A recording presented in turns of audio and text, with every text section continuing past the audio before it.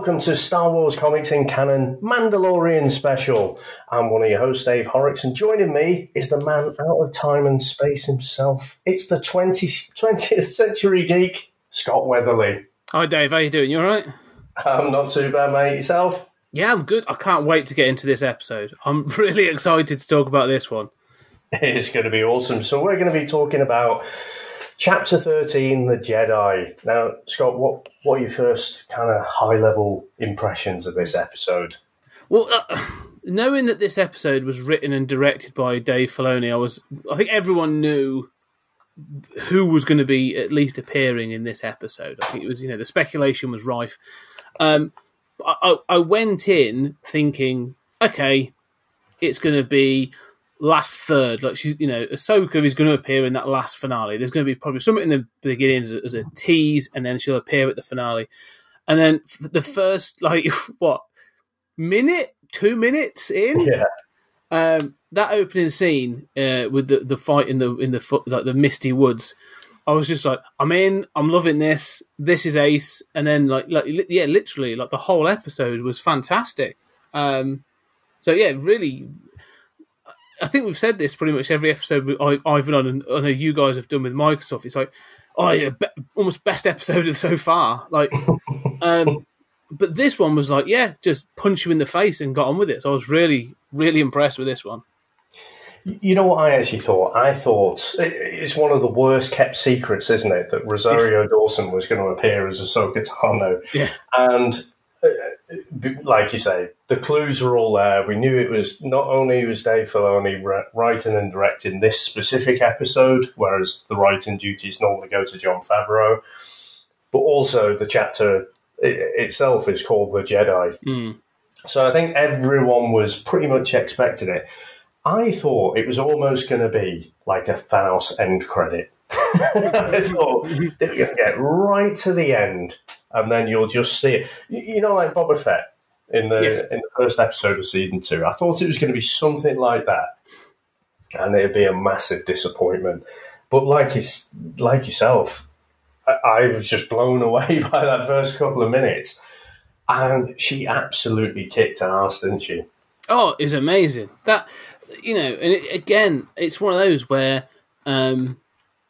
if you're getting Rosario Dawson in, she's a known name, she's a known actress, she's really good. She's been associated with geek stuff before, with the Netflix MCU stuff, and so you think, oh, she can be front and center. But although you get Ahsoka early on, they're not here she is. It was the way it was done with just the light of the lightsabers dashing through the woods or appearing and stuff like that. It was all done. It was just ace. The battle was really well done. It was the choreography and the way it was shot was just sort of this TV series has been spectacularly shot throughout. The cinematography is all really good. And they have a knack of just choosing the right tone and the right shot for pretty much everything this season. And so that opening scene, the mist and just the sort of the use of the sabers sort of flashing around and just deflecting laser bolts and stuff. It's amazing. Absolutely fantastic. It almost reminded me, well, there's no almost about it, it kind of reminded me of the end of Rogue One. Yes, yeah. When you get Vader absolutely taking names in probably his most badass scene, I think, out of all the movies, original prequels or sequels. So, it was just absolutely badass. But for a second, I'm thinking, hang about. Is she still, she's still on the good side? Or has she gone to the dark side? Because the way she was absolutely destroying everything in her path, and they're on this planet Corvus, aren't they? And she's trying to confront this Imperial magistrate, and basically she gives them a day. And we've said, haven't we, through most of this season, there's been nods to old sci-fi. You had Tremors, got a bit of Aliens, and we were I'm sure we were saying on Discord that, maybe we'll see a robot, from the future or something. Well, not only that, we get Michael Biehn as Lieutenant Kang. Oh yeah, no, when he first turned up, that's what this episode was. It was just like, you know that meme, that Leonardo DiCaprio meme of him from was it Django? Was it? No, yeah, one of those. But the sort of either one of him leaning forward and pointing. It was just like that. I'm in my chair going, ooh, it's Michael Biehn. It's Michael Biehn. Throughout this, there's just nods throughout. And they weren't even like teasing. It was just out front and centre. And he was great. Like, I think I actually said to you on Discord, I was like, why doesn't Michael Biehn get more work? Like, he's really good. Like, he's aged in that sort of like grumpy, craggy sort of like Clint Eastwood way. And I was like, yeah, he should get more work. Like, he's really good in this. Yeah, no, I agree. And I don't know the answer. If you do know the answers on a postcard or email us in and let us know, why doesn't Michael Biehn get more work? And my theory was that he might just be a massive arsehole and people don't like working with him, but I might be doing him in a disservice. He might be a wonderful man. Yeah, but, maybe that's what it is. Maybe he's too soft on set and he's always getting walked over, losing roles because he's always letting other people. Yeah. That's what it is. One of the things I would say, you say about the sort of the nods and stuff, I think one of the things as well is like they choose a genre sort of like for many of these stories. And you do get that feel, don't you? Like, there's a Western and this felt more like it was more of a nod to like Edo period Japan. So this was more like a samurai or like a Ronin kind of story. Like, Ahsoka is sort of like, that sort of like Rashomon or Yojimbo sort of character, sort of like, taking on a village or taking on a sort of a local warlord alone. And then you get like the Mandalorian walking in his Western style. Yeah. And you sort of get the mashup of the two. It's just again, like the balance of tone, again, is so well done. I don't know. What do you think about sort of? Did you think there was a shift in tone for that sort of thing? I actually felt there was a kind of a Game of Thrones feel to this one, and maybe I'm confusing that with the old. I can't say I know much about Japanese cinema, to be quite honest, but you do get that kind of samurai feel. But just because you have this kind of, you've got the commoners, haven't you, being tortured in those little device things, and everyone's scared of the magistrate, and I don't know. I just had a kind of Game of Thrones. It could have almost been like Winterfell. Yes, when the Boltons take over Winterfell, I got that kind of feel. But all the way through this series, it is definitely a Western feel. And I can't remember which episode it was, but Chris was saying, the Mandalorian, doesn't he sound a bit like Clint Eastwood? Yeah, I think Pedro Pascal, I think he might be channeling Clint Eastwood. I can't unhear it now. No. Everything that he says is done in that kind of Clint Eastwood, good, bad, and the ugly way. I don't think it's a mistake. I think him and Jon Favreau had a conversation at some point, and they were like, okay, when you're playing the Mandalorian, what's his name? Jin, isn't it? Din? Din Django. Is it not Django? Din something. Yeah, Din Jar Jin, I think. Anyway, when you're playing that character, like say, channel spaghetti Western Clint Eastwood. Think Unforgiven or The Good, the Bad, and the Ugly, something like that. Because it's there. It's totally there. And it works. One of the things I was impressed with this episode, and I'm going to put it right out there, I think this was the best episode so far of the season. I was blown away by episode 1. Yeah. And I know a lot of people weren't so hot on the second episode. Not too much happened in there. I think Kevin Smith said it was genocide when Baby Yoda was eating the eggs.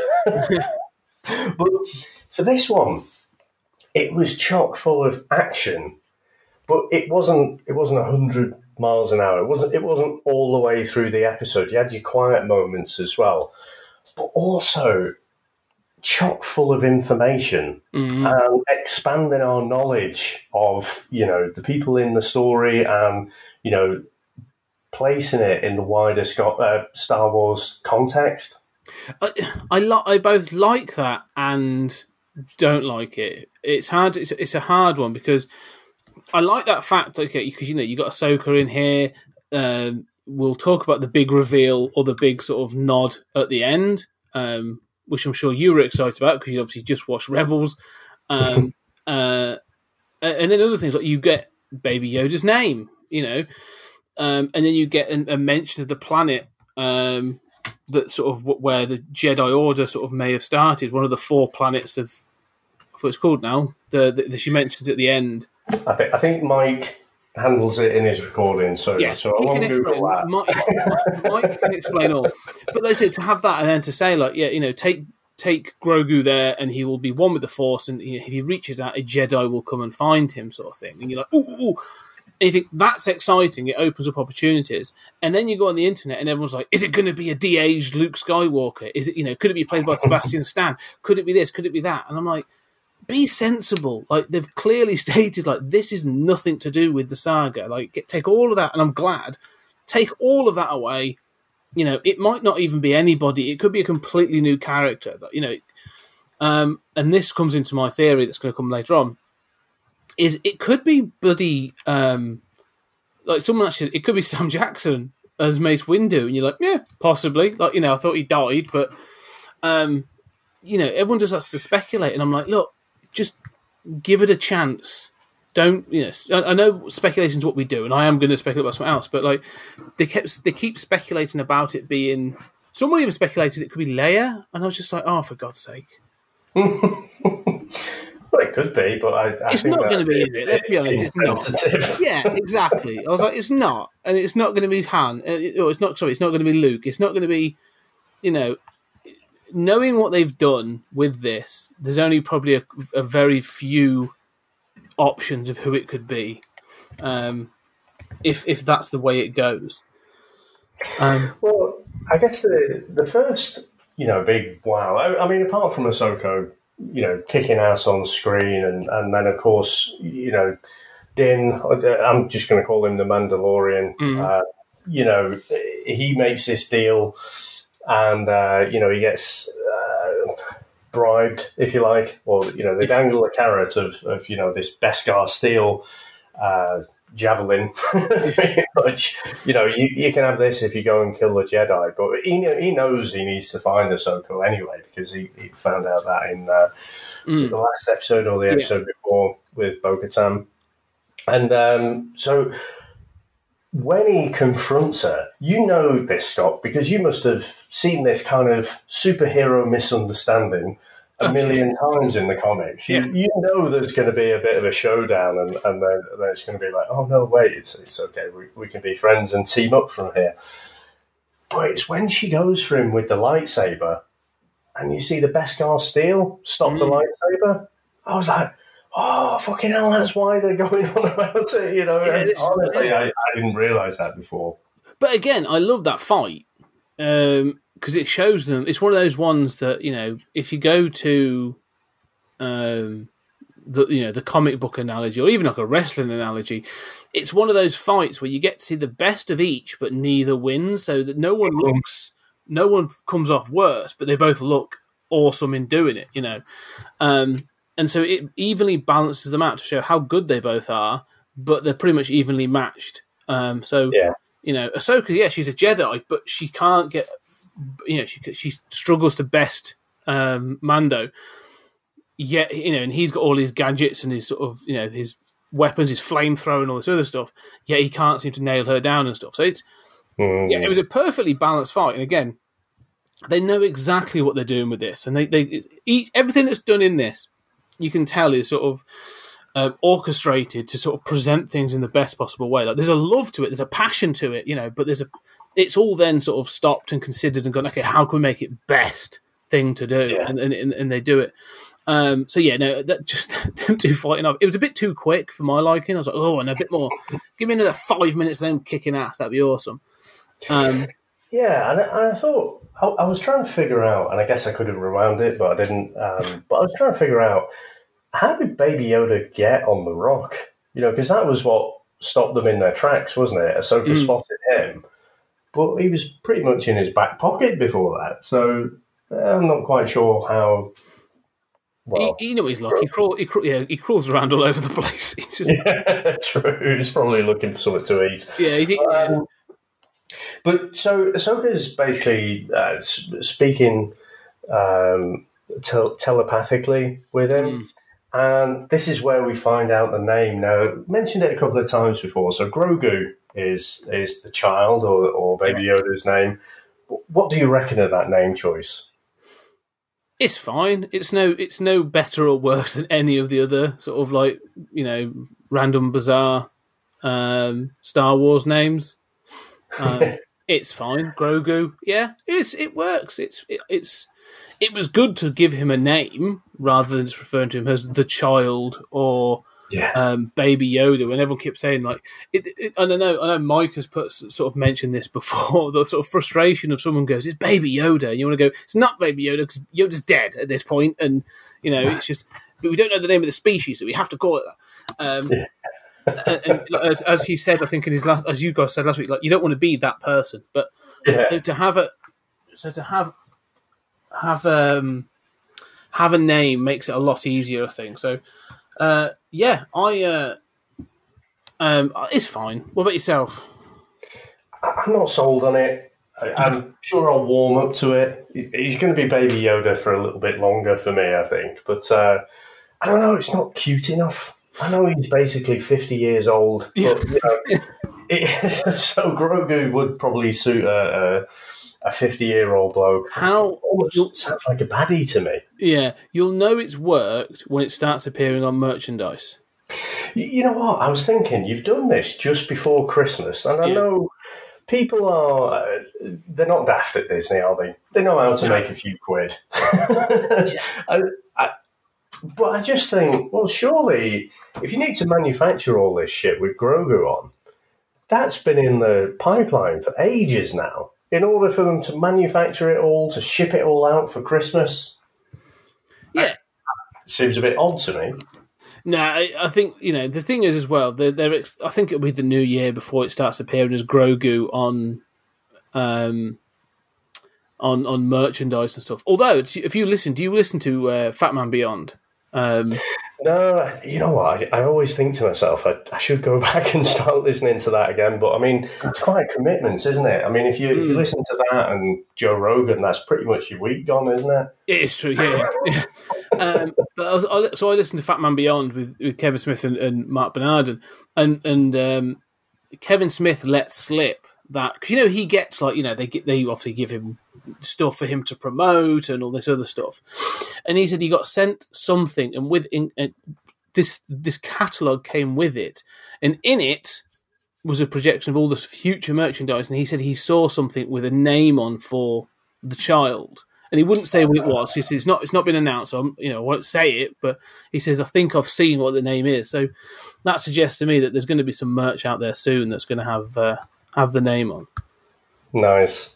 Yeah. Well, there you go. There goes my theory. So yes, it has been out. They've probably had NDAs in place and stuff, which is how it's not leaked out. But that's quite impressive, isn't it? That there hasn't been a leak at all. So I think that if you look at because people are so passionate about this, and the people that work on this are all so committed. And yes, there will be NDAs and all that kind of legal action because it's Disney, and Disney will sue the crap out of anybody. But I think there's a thing of people want to protect this and like you say, do it right.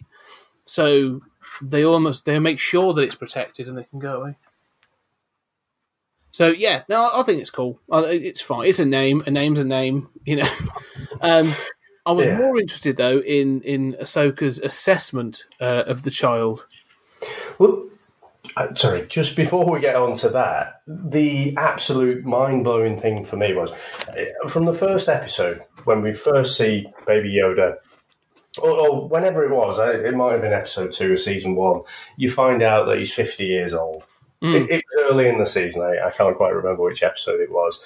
And you're thinking, well, hang about, he's around for the prequels. How does that work? And we actually get to find out here, so he was raised and trained in the Jedi Temple on Coruscant. Yeah.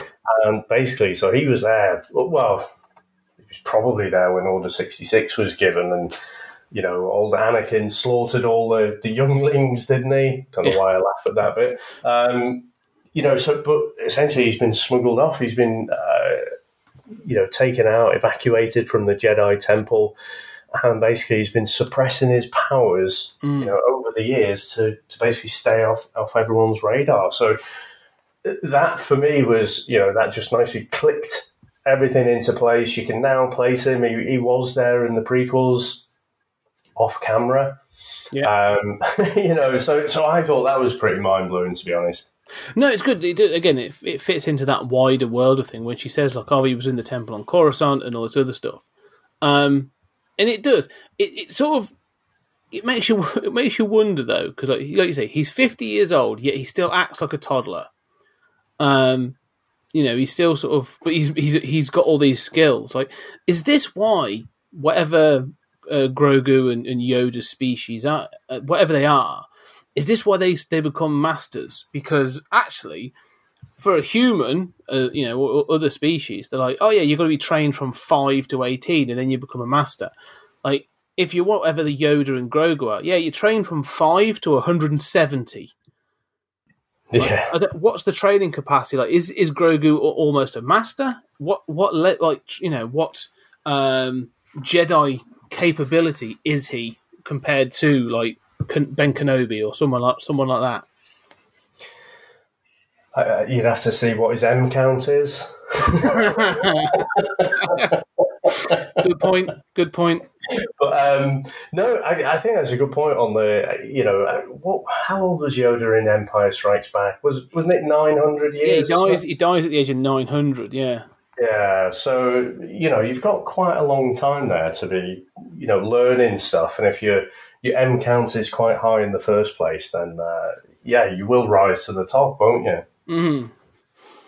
But yeah, so sorry, I cut you off there about the Ahsoka's assessment. So what did you make of that? The fact that, he's grown too attached to Mando. And I must admit, Scott, I was getting a bit nervous at this point because while I'm watching it on screen and I'm thinking, hang about, do I actually how much appetite have I got for a Mandalorian season without Baby Yoda? What is it? This was the thing. So I was sort of thinking the other way as well. This is where this series has become Lone Wolf and Cub. Well, that's what it is, isn't it? It's sort of fitted back into that Edo era Japan thing. And so this season has done something that when you look back in retrospect to the past episodes, and this is where my theory came in, I was like, they're trying to show Baby Yoda or Grogu, in a certain light.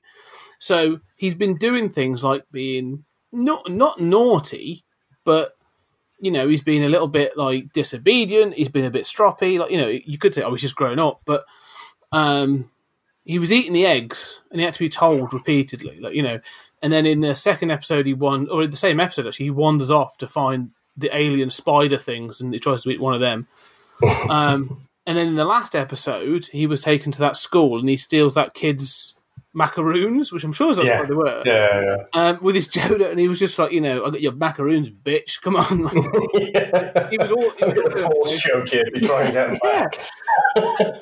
And so at first, everyone was like, "Oh, it's really cute. He's been funny." Everyone had a problem with the eggs, but as soon as he did that thing with the macaroons, and it's like they're showing us actually that he's not that he's not dishonourable or that, but like he's not pure. He's being naughty. It sounds daft, but like it's almost like, and the influence of Mando is rubbing off on him in a way. And I was like, and all I could think of was like, and they said it explicitly in this. And I remember I said it in Discord. I said, "Oh, I've got a theory, and I think it might come up," and it bloody did straight away. And she was like, "Yeah, he's untrainable. He's too attached to you." Basically saying he's picking up your bad habits because he carries a fear of being taken from you, and fear leads to anger, and anger, so on and so forth. And I was like, this is exactly what I thought it was going to be. That this series, it can't keep going, because the series is the mission. Yeah, Baby Yoda is the mission. So they're going to have to change the mission. But I was like, okay, my theory is, like you said, they're going to have to do something with Baby Yoda. And either there's going to be something where he's going to have to go off and be trained, and he might make guest appearances every now and then, or they are going to go the other way, and they are going to make this a continued Lone Wolf and Cub, but they're going to completely drop the Jedi thing completely. See, I saw it a slightly different way, because so Ahsoka first showed up, I think, in the Clone Wars movie, and I don't know if you've ever watched that, but it's pretty terrible. The one with Stinky. Stinky, yeah. I've seen that. Yeah. So it's very much aimed at kids, isn't it? Mm-hmm. And Ahsoka appears. She's Anakin Skywalker's Padawan, and she's very much that kid's point of view character, isn't she? And so after I watched that movie, I had no desire whatsoever to watch the series, and it's only years later I find out, oh, actually, you know what? People are saying it kicks ass. You know, Mike in particular gives some recommendations later. But I do know that because she was Anakin's Padawan, when she's talking about, you know, Grogu's attachment to Mando, and she's saying, you know, I've seen what this kind of attachment can do to a fully trained Jedi and the best of us. She's referring to Anakin. And again, it just sort of, it was tugging on my heartstrings. It was like, oh God, you know, she's seen it all before, and it's a bit of a Star Wars trope, isn't it? You know, they're too old. So, I don't know. I just, it is interesting what you say, though, because what was it Mando says? He said, when Ahsoka asks him, you know, maybe he'll listen to you. And he's like, well, that'd be a first time. Yeah. Sound like Seagal then. So yeah, I guess he's just mischievous, isn't he, Grogu? Yeah. I think that's what it's coming from. But it's almost like a growing mischief. He's not being parented. And maybe I'm just overreading this, but like, I mean, what I thought was sweet was when he goes back, you know, at the end of the whole, you get the climax, which again we'll get to, which is awesome. But when he goes back to the ship, and you know, Grogu's lying there in his little hammock, you know, he's going to say goodbye at first, or at least that's what you think is going to happen. Like, you can see, like, the Mandalorian's like reluctant. You know, like the way Pedro Pascal's playing it, like, you know, he's slow to put things away. He's obviously considering this thing, and I thought that's kind of sweet that, like, he's actually, it's not only that, you know, Grogu doesn't just have an attachment to him, like, he's grown attached to, you know, to this the child as well. Yeah. And so I was like, okay, so, and that's what I'm saying. Like, this story has got to have. If you've got, you know, she said about his powers fading. And I was like, I'm not sure. I'm not sure that that's established. I'd have to ask Mike about that one. If that's an established thing that your Jedi powers can fade. Well, I think it's more, isn't it more that, you know, over time he's just forgetting his training. So, you know, it takes a lot of concentration and training to, you know, be in tune with the Force. And so I think they get the powers from the Force, but I think so it's not like something that just dissipates over time. I think it is to do with the training. More about the ability to use it than your... Yeah, exactly. Yeah. So, I don't know, it sort of felt like this has got to lead to an end point. And I think the end point is either going to be that they do turn their back on the Jedi way and it's just him and the kid, you know, wandering from mission to mission, and they change the mission, say, for season 5 or something. Or, like you sort of suggested, this comes to some sort of tragic end, and yeah, I think one of them has to go. Well, I think if you think this is in between, so film-wise, this is in between Return of the Jedi and Force Awakens. Mm-hmm. So, you know, you've got the Empire decimated, trying to put itself back together, but you're going to have the New Order springing up pretty soon, you would have thought, from pieces of the old Empire. So, you know, there's no Mandalorian or Grogu in Force Awakens. So you're thinking again, or even any of the trilogy of sequels. So I just think surely it's got to end tragically, even though I don't want to. Yeah. You know, it's like watching Titanic. You can invest in the love story all you want, but you know the ship's going down at the end. Yeah, exactly. I mean, there's a 30-year gap between Return of the Jedi and Force Awakens. But you're already, like you say, you're 5 years into this now, so that gives you 25 years. I'm not suggesting that they're going to do 25 seasons. But yeah, you know, the Empire's sort of still about. You still got, you know, was it Moff Gideon? Yeah. Up to whatever he's up to. So, you know, it's almost like, well, that's going to be the mission probably for the first 4 seasons, I reckon. And that's going to become part of it. But it's, what do you do beyond that? It's, you know, I'm loving everything that this show is doing. Like, that it's an ongoing but episodic story. Yet I wonder, do they have a definitive ending? You know, between Favreau and Filoni, like, do they have a definitive ending for what this story is? You know what? These guys have won my faith, my trust, and I just think I'm not worried about it. I know whatever they do will be great, because you know what? Just with that little tie back to the prequels. Has made me think a little bit more fondly of the prequels. Well, I never thought that would happen, Scott. Never. No, I agree. The quality of this is elevating everything else around it, I think. And you do go back and go, oh, okay, this is actually really cool. But yeah, okay. No, you're right. You are right. Have faith. And I'm just curious. Sometimes it's one of those things where I'm like, I wonder if they're targeting, you know, they're aiming at something, if there's a destination. But yeah, I mean, I've got to think they've got some vague idea. They won't have everything fleshed out. But again, some of the tiebacks. I think the fact that Filoni and Favreau, like you said at the top of the show, they're just such massive fans, aren't they? And let's face it, Abrams wasn't really a massive fan and you know, into all the extended universe stuff. And I think that's what gives me a bit more of a warm, fuzzy feeling that... you know, they're going to be pulling on characters that, you know, we thought might never show up on the screen. And, you know, I just think it's going to be great. And what I hope, if I do have a fear, is that outside the control of the writers writing the stories that they want to write, is if you get studio execs sort of saying, well, wow, you know what, we're going to spin off a Boba Fett series. We'll kind of test him out in The Mandalorian. Ahsoka Tano will have a spin-off series for her. So this becomes more of a testing ground for all these cool characters. Because I've seen it. I'm on various kind of Mandalorian Facebook groups and everything. Everyone's like, oh, let's spin this person off. Let's spin that person off. And actually, you mentioned about Mace Windu or Samuel L. Jackson.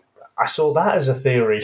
You know, maybe he's the one to come back. And the fact that he lost his hand and then fell out the window, well, Darth Maul got cut in half and shut down a shaft, and he came back. Yeah. You know, the Emperor came back. You know, so there would always be ways to bring these people back, and I think so. Hopefully, it doesn't just become a testing. I don't think it will. I honestly don't think it will. I think, as I've said before, the fact that like so much information has been protected and they've kept their secrets and that sort of thing, and it's being run by like Jon Favreau, and I think he sort of seems to be egging his way slowly towards becoming the sort of the Kevin Feige of the Star Wars universe. Well, I think Kevin Feige is the Kevin Feige of the Star Wars universe now, isn't he? Yeah, Kevin Feige is Kevin Feige of the universe, basically. Yeah. if you're a religious person, there's God, and then God reports into Kevin Feige. That's how it works nowadays.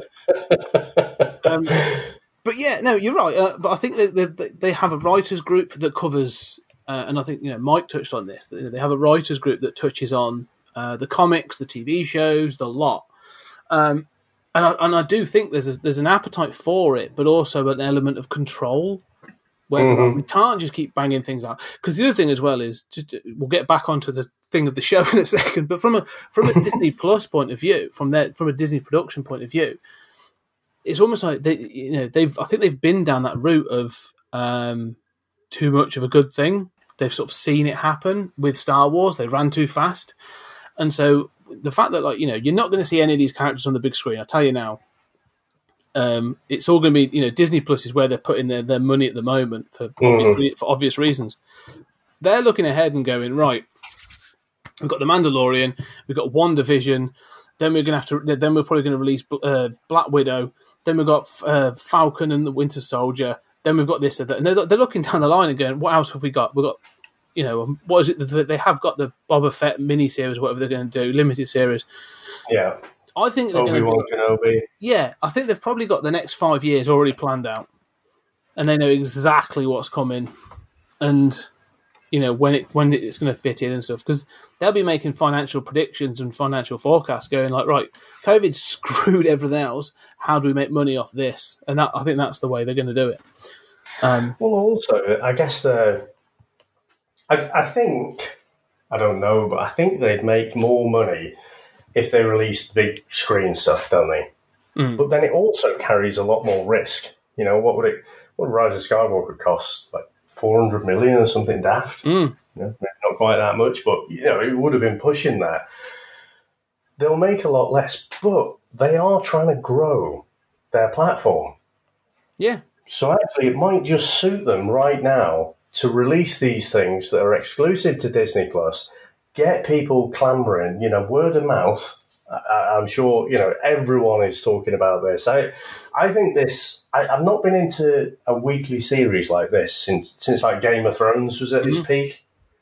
And, it gets everyone talking, it gets that conversation going. So I think they might go back to the big screen later. But I think you're right. I think probably for the next 5 years, they'll be focusing on these series. And I do have to just say quickly, does this not remind you of a video game, though? I'm loving this series. Yeah. Well, it's kind of like a video game. Every episode is a level. It is. It's almost, we've said what the influences are on this. It's a saga, isn't it? This is a quest film. This is Lord of the Rings or whatever. Like, this is a quest film of go to this person to collect this information, go to that person to collect the mythical sword, and then you go off and off and off. And it's sort of like you collect the bits until you reach the end. But this series, more so than the last series, has definitely felt a little bit like the Mandalorian's version of Travel Man. Like, he goes somewhere and just has an adventure and then goes off to the next place. But that also fits into that idea of sort of like the wandering Ronin. He just sort of, if you have seen the films like Yojimbo and even like the, Fistful of Dollars and all that kind of stuff, like, that's what it is. It's just that Western lone hero wanders into town and inserts themselves into somebody else's story. Like the overreaching story, the thing that's driving the whole arc is the Mandalorian story. But each episode is somebody else's story. Like, he just keeps inserting himself into each of these stories, which I kind of find cool, actually. I think I'm not really a gamer, so, it's been a few years. So, I'm quite enjoying that structure, to be honest. Yeah, it's kind of like Kane from Kung Fu. He's David Carradine, basically, isn't he? Yeah, exactly. Yeah, that's exactly what it is. But, I mean, we do get the showdown with Ahsoka and the Magistrate, but I don't know if... I was looking forward to this showdown between the Mandalorian and Michael Biehn, so I don't know if I'm disappointed by that, because it was this... I mean, there was nothing more Western than that standoff, was there? It's like, I've got no quarrel with you, Mandalorian. And, we end up... He's a faster drawer, isn't he? After the old fake out, you knew it was coming where he was going to try and shoot him. But again, it all happened pretty quickly after all of that tense build-up. So I think I might be a little bit disappointed that Michael Biehn went out quite so easy. Yeah, it felt a bit like a Sean Bean cameo, didn't it, really? You see, the thing is, if it was Sean Bean, I'd be like, he's dead. Yeah. Maybe that's why they chose a different Bean. Maybe it was supposed to be Sean Bean at one point. And they're going to get this. They'll all guess it. Or bring in the other Bean. Well, they might think he's going to stick around for a bit. Sort of turns up, and on the first day, it's like, oh, for fuck's sake, so it's the wrong one. John, this guy's an arsehole. Why do you hire him? Yeah. But, I mean, near the end, we obviously get the name drop, don't we? So Ahsoka, wins out of that battle. I did like that choreography as well. Rosario really well. Dawson. She's obviously been in training for a while there. But we get to find out that the master, the magistrate, is actually Grand Admiral Thrawn. Thrawn. I missed out the R there. Now, we were watching it pretty much almost second for second, weren't we? And you text me first. Now, I'd watched the end of Rebels, so Thrawn appears. I can't remember where he first appeared in Rebels, but definitely he's quite prevalent in the last series, so season 4. And he was pretty huge in that. But he was obviously there in the expanded universe, wasn't he? So, I mean, had you been aware of this character? Yeah, it's one I've read the Thrawn years ago. I read the Thrawn trilogy. I've read. I can't remember many of them, but I've read quite a few of the expanded universe books back in the day, and I knew he'd returned for Rebels. Like I'd seen the cartoon, the animated version, which I thought was really cool, and so I knew he'd returned to become part of canon. And I was like, oh, cool, because I haven't seen Rebels yet. I have to admit, it's something I do intend to watch. But I knew he'd returned to canon, and I was like, oh, that's great, because he's actually a really interesting character. But then for them to mention him at the end of this, I was just like, bloody hell, they're going all out on this one. They're not messing around at all. Yeah. I mean, basically, at the end of Rebels, you're not too sure. It's a little bit ambiguous what's happened to him. Rebels is, I think the last season is just before A New Hope. So, that's where that's set. And this is obviously after Return of the Jedi. So, he's obviously survived, or we think he's survived in some kind of capacity. So yeah, it looks like he's going to appear. But do you reckon it'll be in The Mandalorian, or do you reckon it'll be in some kind of other series? I don't know, because The Mandalorian is becoming a little bit like the jewel in their crown a little bit at the moment. It might be something similar, I mean, I'll tell you what would be interesting, if you really wanted to do it as a big send-off, is you find out that Grand Moff Gideon? Moff Gideon, yeah. Isn't working alone. And that, he's actually working alongside Thrawn, and Thrawn's building stuff in the background somewhere, and he's more of the front man sort of thing. I don't know. Maybe he's like the Ronin, and then Grand Admiral Thrawn is like Thanos. Yeah, or I was thinking the other way around. The one I was thinking is that Thrawn is like the Emperor, and Moff Gideon is actually like the Darth Vader.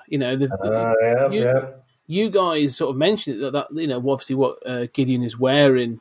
That I don't know, maybe it's a nod, but like if you had Thrawn's working in the background at the first attempt at the First Order kind of thing, like he's building a fleet somewhere of Star Destroyers, and then you've got Gideon's going, well, you get the ships, I'll get you the troops, and I'll get you some Force-sensitive troops. Together we can restart the Empire. Oh, no. Again, for me, that will make the sequels better. So Thrawn is right there at the centre, creating that new order. It just gets better for me. Well, this is it. Like, you could connect it. I mean, I don't want to see a young, a de-aged Mark Hamill. I just don't, or anything like that. I don't want to see that. I don't want to see, any of that stuff. Keep them out of this. But if you were to, I don't even want to see the origin story. I don't want to see a Rogue One for the start of the First Order. I don't need to see that. But if you can give me hints at it, for something like Thrawn is defeated at the end of The Mandalorian and something, however, you see somebody escape and that leaves a hint that will happily take you into the birth of the First Order, that will obviously then goes into the kickoff of Force Awakens or something 25 years down the line, or they limp off into space to regroup. something like. I think that'd be great. Yeah, I mean, you're saying it won't be Mark Hamill. I don't know, you know. As soon as it happened, I think purely because Thrawn had been mentioned, and then Ahsoka's talking about, you know, go to this place, and then a Jedi will sense him and come for him. At the end of Rebels, you're not sure what happens to Thrawn, and there's also a Force-sensitive kid who is with him as well. So you're not sure what happens to him. Yeah, again, he's right there from the first episode of Rebels, so you know, it doesn't feel like I'm spoiling that, but essentially Ezra Bridger. Yeah. So he's not appeared in live action before. He's pretty much I mean, there's a team of characters in Rebels, but he's pretty much the point of view character. And so, you know, immediately I was thinking to him, but then I was thinking, well, again, you know, with Force Awakens, you've got to think, well, something's got to happen to him. Yeah, we know. It does. Because the thing is, we're thinking that like, this is over a decade. This is still 30 years. You've still got 25 years to go. And if you've had, I don't know, how many years is it since the start of The New Hope? Is it 5 years since Jedi? And come on, this is 9 years since the Battle of Yavin. There you go. I know that much. Yeah. This is 9 years since the Battle of Yavin. So say it's 10 years since Ezra disappeared. So he's a decade older. And he's been off about, you know, maybe he's been training with Luke for a few years or something else or whatever. But if you're bringing back, from a story point of view, if you're going to bring back Thrawn, then you have to bring back like a nemesis version to counter him. It's got to be Ezra. Like from a story point of view, it's the only one that makes sense because you've got to sort of complete that story arc. If you brought Thrawn back and then sort of inserted Luke Skywalker, I'd be really pissed off as a fan. Yeah, I guess I'm just thinking, how does it connect? So how do these, you know, we know Luke is there. Doesn't have to. It doesn't have to. I wouldn't want it to. Like, Luke is off trying to build the New Republic and have it getting stroppy, and you know, Leia and Han are busy making kids. So fine. Like, let that happen elsewhere, and let this just continue. This be a story that just happens out in the universe, and I guess 30 years is a long time. You know, it's enough time to classify a religion as being ancient. That's it. So yeah, that's a fair point. But I just think, you know, a possible theory, and this is wild speculation, by the way, so I've got no idea, but you know, if you ended up with Grogu going back and trying to be trained by Luke, that could put him, you know, at the same place where you get, what's his name? The bad guy in there. Redeemable bad guy, Ben Solo. Ben Solo, yeah. Yeah, so, you know, when he's trying to get trained by Luke, and then basically, you know, turns to the dark side at that time. So you could, if you wanted to, but I think this is doing such a good job of tying in, you know, building out this expanded universe, but then the nods to, you know, things that we know about the original movies as well. So I think you're right. I think it probably won't be Luke. So I think my money's going to be on Ezra. Yeah. If you really wanted to, you've said about, you know, Grogu goes off to train with Luke at the temple, and whilst Ben Solo is there, and then he turns and stuff, and he returns to kill them all. Have a flashback of Ben Solo of he would be Kylo Ren then, but have a flashback of Kylo Ren killing Grogu, or even better, make it so you've not seen even better. Yeah, even better than slaughtering Baby Yoda. Yeah, that's not better. That's not on the better scale. No. All right. Well, this is 30 years later. He's a little older. Have him join the Knights of Ren. There you go. Grogu was one of the Knights of Ren. Nice. Kicking ass. Taking names as this little 3-foot That's it. Ninja. Yeah.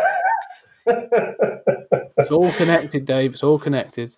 It is all connected. Now, before we head over to Mike to give us his little nuggets of information about what's going on here, have you got any other things that you noticed from the episode? No, not really. Like you say, I'm just loving it. Week to week, I've been binging things. I usually sort of wait for them to finish and then go through, but I'm loving going this week to week. It's really good fun, and doing this show has been a blast and all. Yeah, absolutely has. And I've got a kind of love-hate relationship with it. If it was all available now, I'd have watched it. I wouldn't have been able to stop myself. No self-control. I'd have just binged the crap out of it because it's brilliant. But it does create that anticipation, and I like the conversation and speculation around it as well. That you get kind of, I know some of the things are a little bit tiresome. I've actually seen a little bit of criticism from this episode. And that, like Dave Filoni, he's more of an animated director, so he doesn't get live action. I'm like, look pretty fucking good to me, to be honest. I think it looked pretty good. Pretty damn good in my book.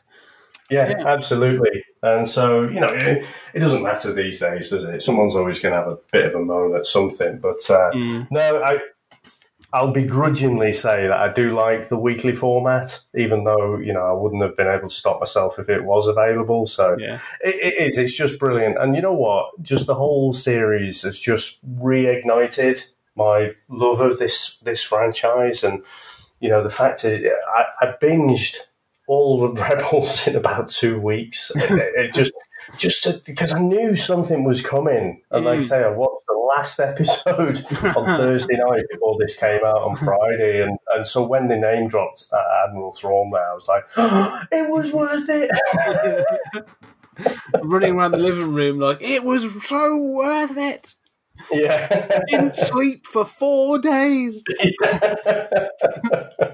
But now I'm sort of thinking, I can't help it. I'm thinking about all the other characters that could possibly show up. Yeah.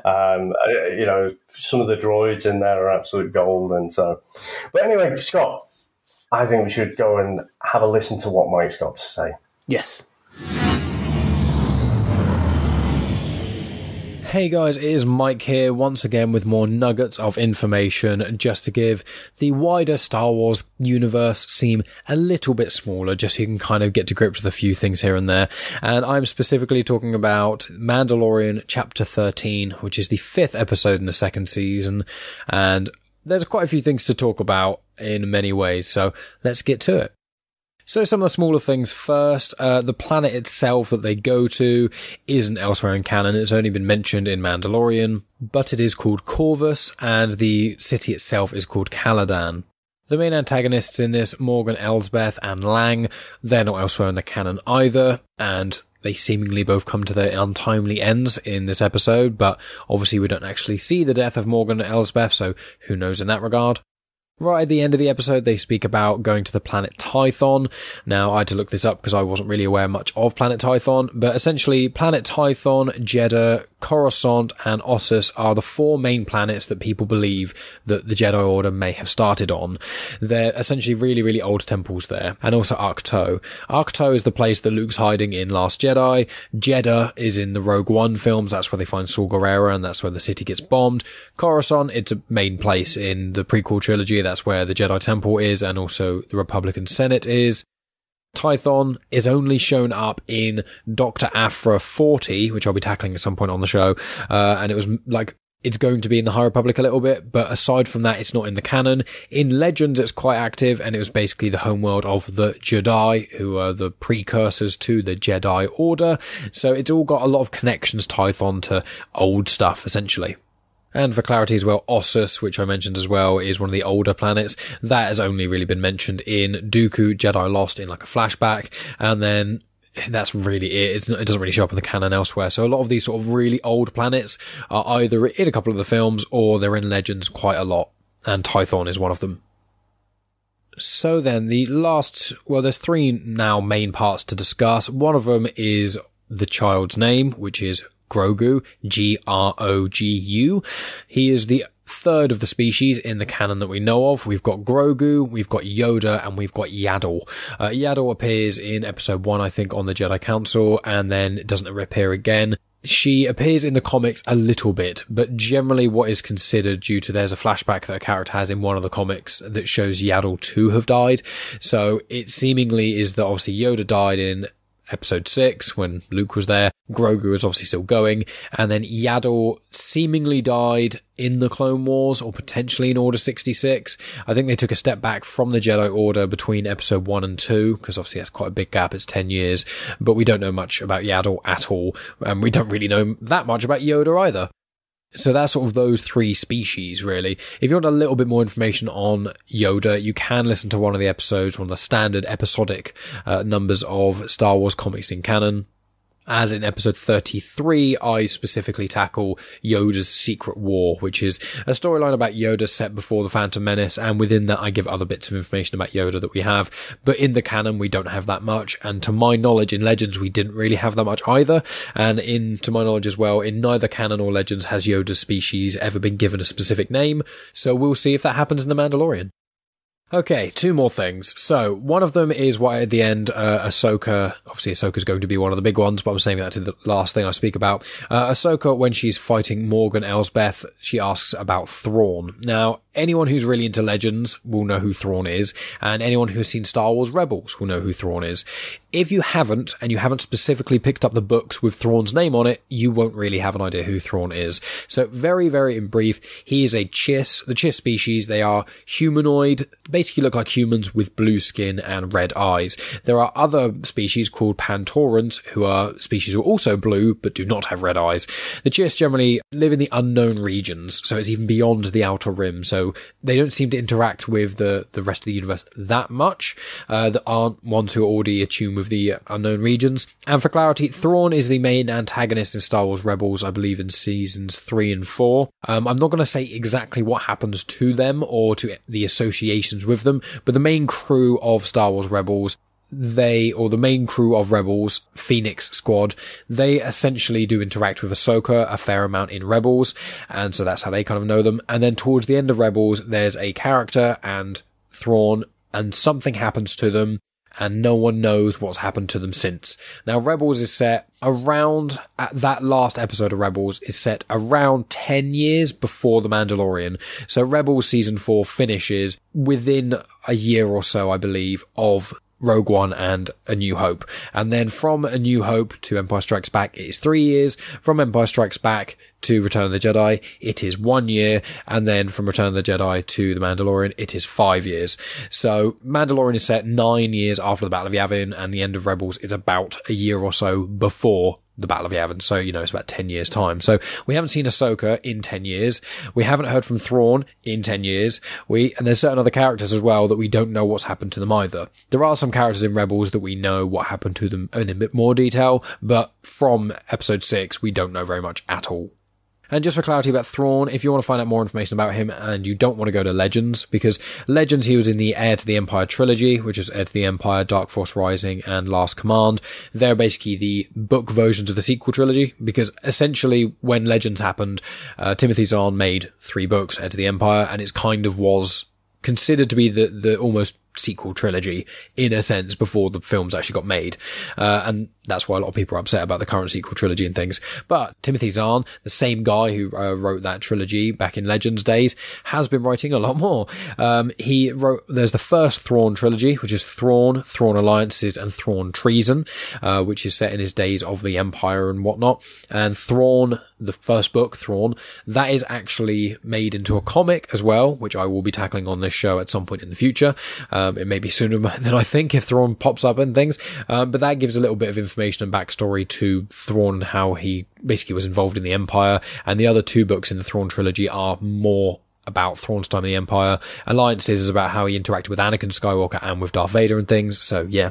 And then the second Thrawn trilogy that's canon is the Ascendancy trilogy. Now only one of these books is out, and that's Thrawn Ascendancy Chaos Rising. I believe that only came out like this year.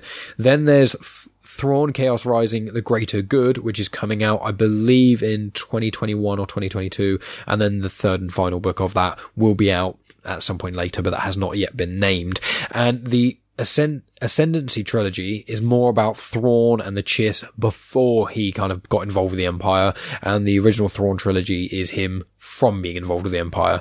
So that's information about Thrawn without even really saying much about him. Just if you want to find out more about him, that's where you go. I'd say watch Star Wars Rebels first, because Rebels is cracking. 4 seasons, very consistent, and it's really, really good. So the last character I need to tackle here is Ahsoka Tano. Now, if anyone has watched Clone Wars, the movie, which I don't highly recommend, the Clone Wars series, which I hugely recommend, bar season 1, this isn't very good. Season 2 and onwards is great. Season 4 and onwards is absolutely incredible.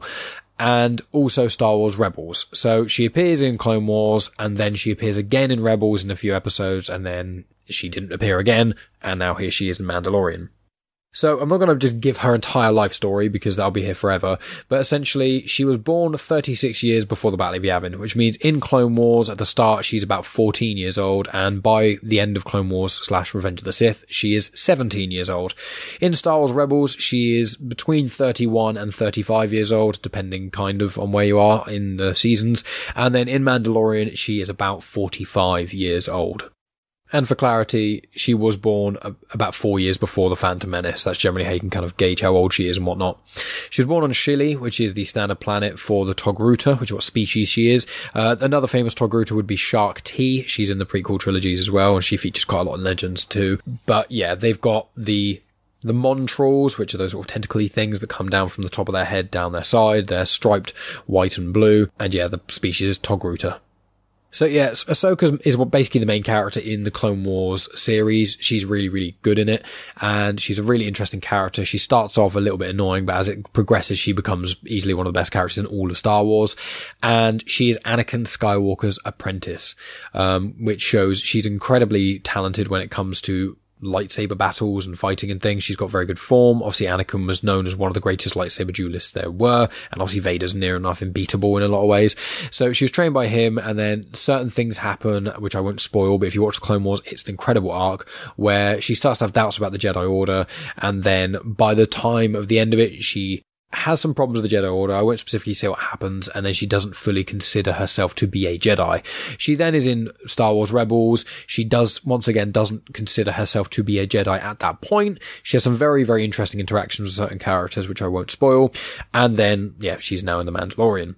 So, last couple things, because as I said, I don't want to just give you all the information about how conceivable. She obviously has 2 white lightsabers in this. Now, in Clone Wars, she had green ones, and then Anakin changed them to blue right at the end. And then she gets rid of them at the end of Clone Wars, doesn't have them, and then there's a book by E.K. Johnston, which I've read and it's brilliant. It is just called Ahsoka, and it explains what happens to her after Clone Wars, and then gives a little bit of a prequel into her involvement in Rebels. And it also tells you how she got her white lightsabers.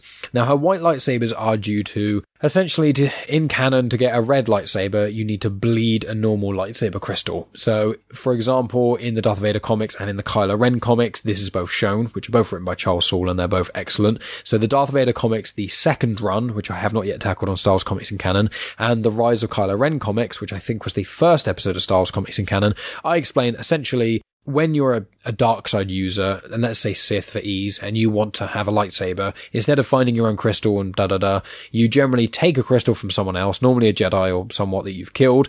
You then have to bleed their crystal. So you hold it, you think really horrible, nasty, bad things, you try and imbue it with the dark side of the Force, pour all your hatred and anger and whatnot into it. It corrupts the crystal, turning it red. When Kylo Ren did it, he was very unbalanced when he did it, and that's why his is like a cracked crystal, and why his lightsaber is so unstable and things, which is another reason why he uses the cross guards, which have that extra bit of energy coming out because it's so unstable. It needs the additional things. There's a lot of convoluted other information you can know about this, but I'm trying to kind of skim over the surface and whatnot.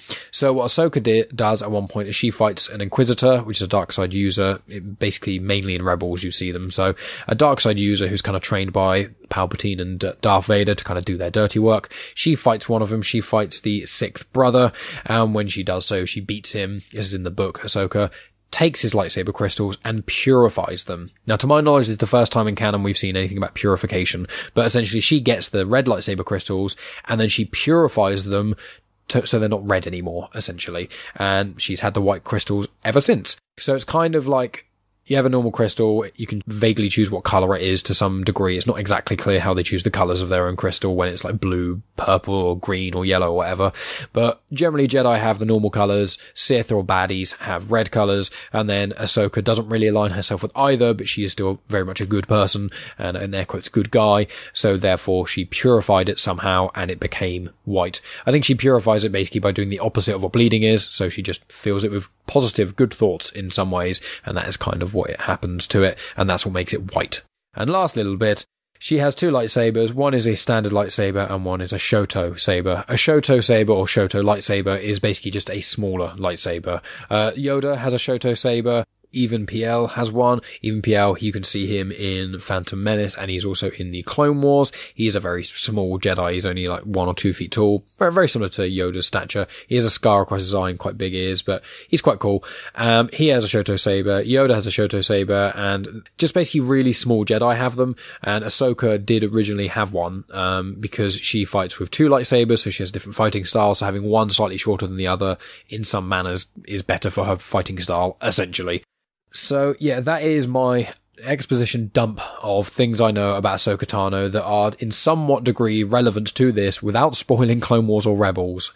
So that should give you some information on Ahsoka. And outside of characters within the movies, I would argue that Ahsoka Tano is one of the most important characters in Star Wars, not just necessarily thematically in what she does in Clone Wars and Star Wars Rebels, and obviously Mandalorian as well, but also her arc, her intrigue, and who she is as a person, how she's portrayed and things is just excellent. She's such a balanced character, and she is one of the fans' number one favourite characters, especially that aren't in the films.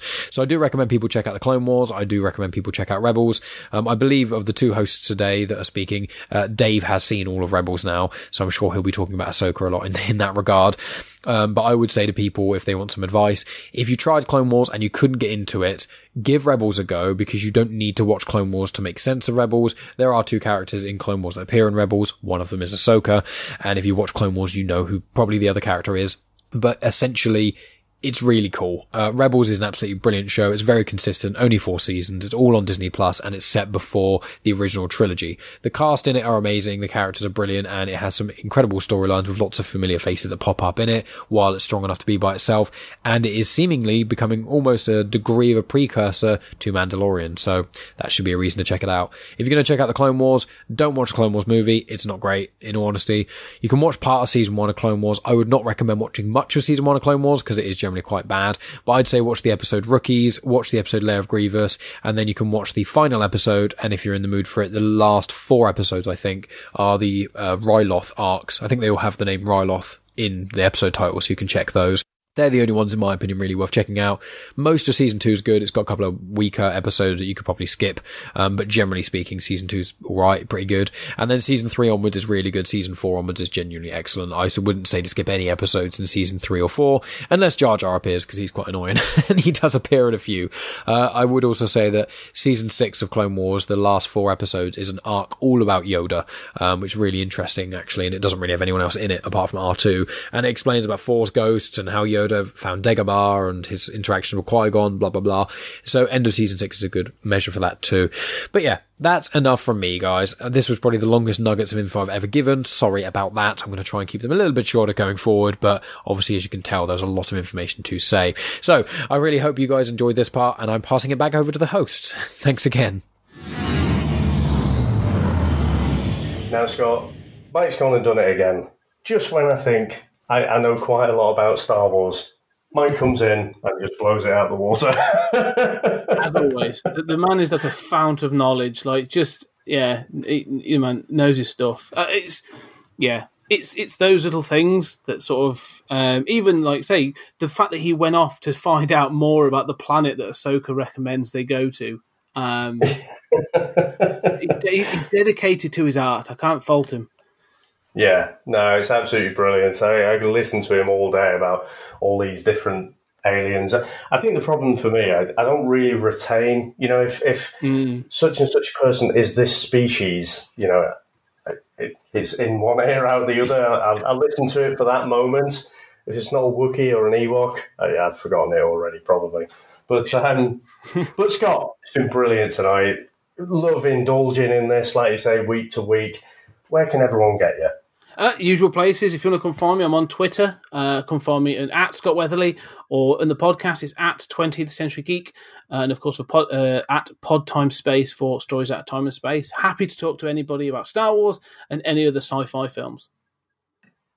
Awesome. I have to say, I was listening to the Mars Attacks episode, and I just remember being a little bit disappointed because I was working at Blockbusters at the time, and they had that trailer on repeat for about 3 months building up to it, so I could recite the whole trailer, and I just thought it looked absolutely brilliant, but then it fell a little bit flat. Well, just below expectations, and the whole switcheroo where Tom Jones ends up being the sort of main guy is just a bit strange. It is a bit strange. It's a little bit of a mess, and I think Julian and I sort of we both enjoyed it, but we definitely have some criticisms of it. But it's one of the few films that, like you say, we've trounced out like Russian films and French films and some of the some proper big blockbuster sci-fi. But that's the one that seems to have divided our audience quite a bit.